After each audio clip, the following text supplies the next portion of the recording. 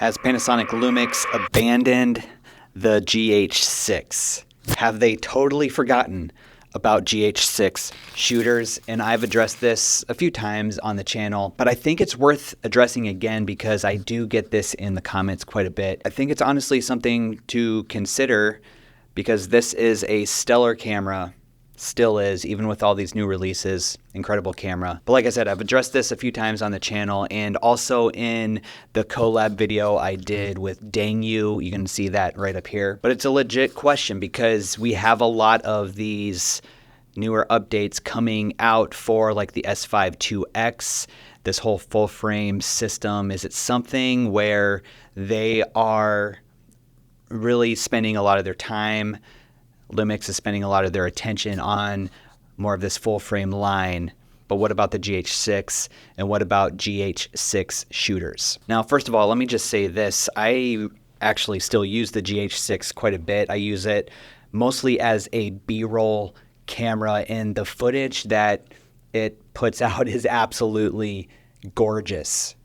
The image coming from the GH6 is probably, if you want to like weigh it against some of the other Lumix cameras, it's probably the most cinematic looking footage from any of the Lumix cameras. It's nice and soft. The color is fantastic, but it is lacking some of those newer features that the S5 II, the S5 IIX, and now even the G9 II, it's missing some of those features that make these other cameras so popular. Now, one of the things I said in one of my earlier videos is like, was it actually our fault for the GH6 and kind of like demanding it almost too fast when some of these other newer features like, you know, phase detect autofocus, like the hybrid phase detect autofocus, when some of those were kind of, you know, coming down the pipeline fairly quickly and not too much longer after the GH6?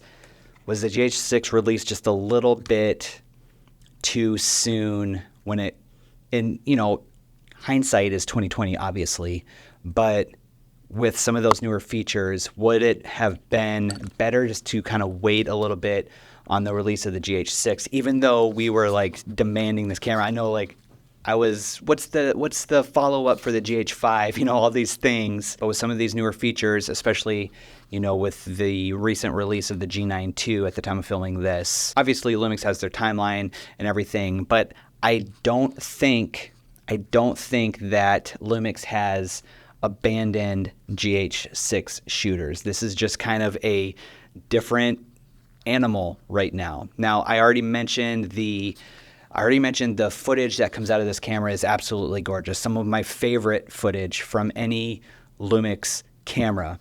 The GH6 produces that look that I love, to the point where, like, even on the S5 IIX that I'm using right here, like, sometimes I, you know, put a diffusion filter on the lenses, or, you know, put some halation or glow in post on some of the footage because I feel like it's just a little overly sharp. You know, all of these things, it's kind of relative. I mean, in the big scheme of things, there's no like bad camera at all right now. There's no bad camera at all. But, you know, there's a few different, like, you know, if you get into some of the pixel peeping type stuff, there's some different looks or features that you like. The GH6 shoot specs are absolutely incredible, through the roof, and everything that you can do with this camera, this is basically a cinema camera right here in a hybrid style body. And speaking of the body, it's probably my favorite body type out of all of the Lumix cameras.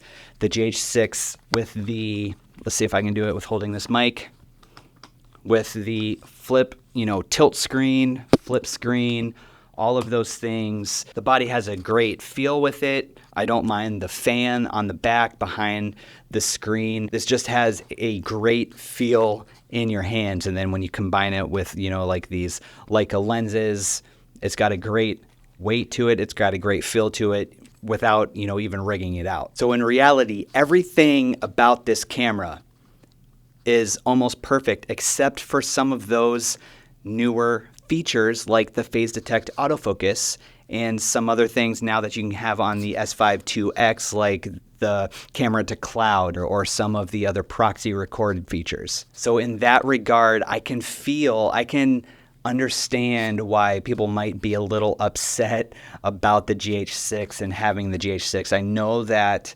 I know several people kind of in my circles have sold the GH6 already to go to the G9 II or go to the S5 II or the S5 IIX. And so they no longer even have a GH6, even though it produces incredible images and video. They're like, with this newer technology and these newer Lumix cameras, I just don't even want to have to deal with that anymore, because the autofocus is that big of a difference when it comes to especially making your own content. And on the S5 II and the S5 IIX, I use the autofocus for interviews now because it's so good, where I don't have to worry about, pull and focus if somebody's like moving in or out like that and I'm, pretty shallow or pretty fast aperture wise. I don't have to worry about pull and focus during those situations. I can trust the autofocus and it does a fantastic job. That is definitely not the case with the GH6 though. You have to pull focus with it. You cannot use the autofocus. It's just not, it's not usable. Honestly, it's improved over the GH5, but it's just not usable. Like I said, I use the GH6 for a lot of B-roll. If I do have to shoot slow motion, at like 120 or 60 frames per second,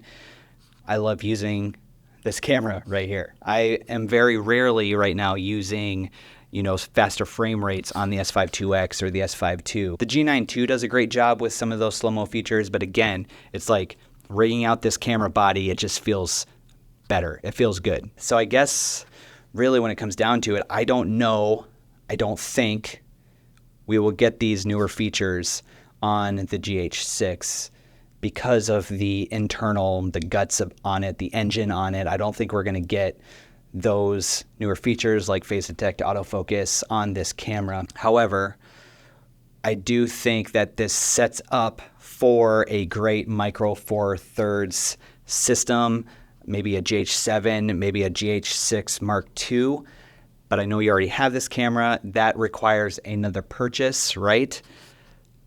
But I do think that this body style, this type of camera right here, it's going to be an awesome road that it goes down. I really think that with the G9 II and the phase detect now on the micro four thirds system in the G9 II, you're going to get that on probably a GH series camera like this. And the GH series cameras like the GH6, if there's a future GH7, if there's a GH6 Mark II, whatever that looks like, that might be like similar to a cinema line from Lumix. I mean, in all reality, just take off the EVF. This is a cinema camera right here. So thanks guys for your questions in the comments. Thank you for, making your voice heard, right? But I did just want to address this again because I get it quite a bit in the comments and I think it's a conversation worth having. So if you have any other thoughts about this, let me know down in the comments and we can get a conversation started down there. But in the meantime, I've done some comparison shots between the S5 II and the GH6. I want you to see if you can go and figure out which shot is which in this video that's popping up right here.